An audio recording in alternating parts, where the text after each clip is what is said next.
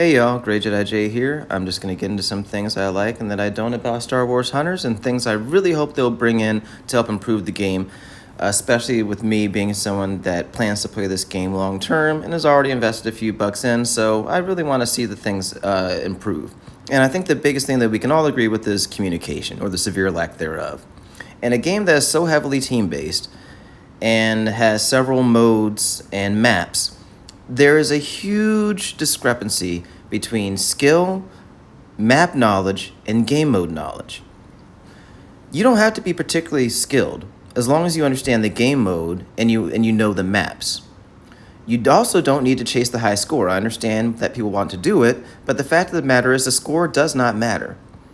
You'll see, even in this game, I have the lowest score, but you can tell I'm definitely contributing. I'm playing my role as a healer and also always ensuring that the point is always contested.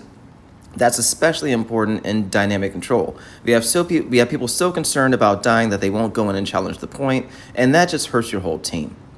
But to the devs, we really need more communication. There's no way to ping teammates. There also needs to be some sort of interface, like the healers get a notification that I think, and also I think Sammy mentioned this. Like healers get a notification when a teammate is low, but teammates don't get a notification as to where their healer is, in the case that they have one. And on that note, just for strictly meta, when in doubt, please just play a tank. DPS is the worst class in this game, and it's not even close. Even Sprocket, or as we like to call in the Unity server, Spracket, is actually fairly playable now, especially by high-level players. That little speed boost, even though it seemed like a very minor thing, has really made a very significant impact. It's still not a great character, but when played well, when played correctly, and you have a team that communicates well and sticks together, Sprocket is actually really good. But anyways, back to my main point. If we live and die by our teammates, and one bad teammate will just throw off the entire game for your team, it's really important that we're able to have better individual scoring, like for that ranked. If someone goes in and they play their role correctly, like healing should get more points, holding the power points or the control points should also receive a higher score total. For those that actually pay attention to that and care about it, and plus it'll more accurately reflect people playing well. Like, for instance, kill-death ratio should be significantly decreased, or the points should be significantly decreased in teams outside of Squad Brawl. Sure, if you have that Reeve player that can get 20-plus kills a game, then your team may actually be okay with that one DPS because their team is going to be spending so much time respawning that they cannot be on point or properly coordinate the four group attacks and pushes. Also, so we're gonna go. So also, I want to now mention a bright side. The gameplay itself is actually really good. The graphics are wonderful. I love the characters. They're great. There's a wide variety. I heard that they already have 2 years worth of characters already planned out, one for each season. I think it's perfectly fine that they have the newest character behind the paywall as long as it's not OP every single time. There has to be a balance between the pay to win and all that stuff. And I really hope that more people are going to try and support the game. Just that little $10 pass is really huge towards the game remaining solvent and then not having to do last-ditch pay-to-win efforts to try and drum up some more money through the really hardcore players that will be happy to invest several $1,000s just to keep playing the game. But that's not most of us. So I just wanted to take a moment to encourage you that if you sit there like me and you play this game for a couple hours a day, it's really unfair not to contribute anything to the devs. So I really hope you'll consider that. All right, so by the way, I do stream on occasion.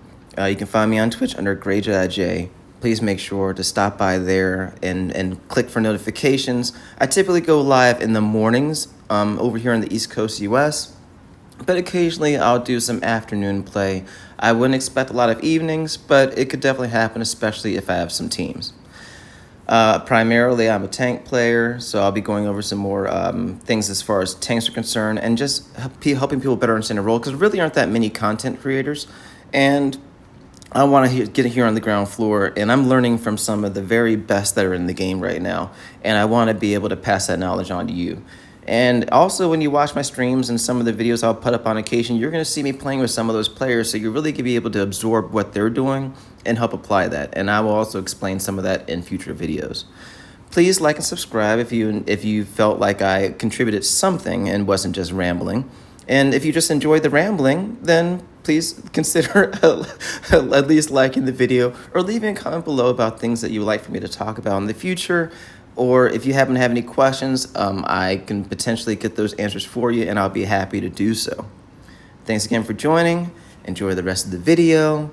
We do pull out a nice win on this one. And as the video closes out, I'm just going to see if I have a couple of random thoughts that I want to throw out. Oh, yes. Like I said, when in doubt, choose a tank. Really, you can't go wrong with 3 tanks and a support in any game mode. DPS really isn't that great in this particular game, even in Squad Brawl, because you still got to have some beefy characters to help absorb some of that damage while your DPS guys wear down that health or get into advantageous positions, aka Diego. And let's be honest, some of the DPS characters are just straight up trash, like Jedi, for example, or J3DI, whatever. Vex isn't that great either. At the highest levels of play, you simply don't see those characters played. The only DPS you ever really see played is Reeve.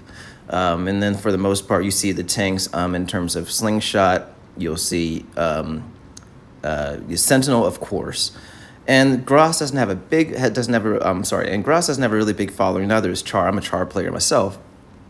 But with Gross's upgrades, he should definitely start seeing some more play. And really, just all the tanks are really quite good. Some, of course, are going to be better than others. Anyway, see you later. Thanks, bye.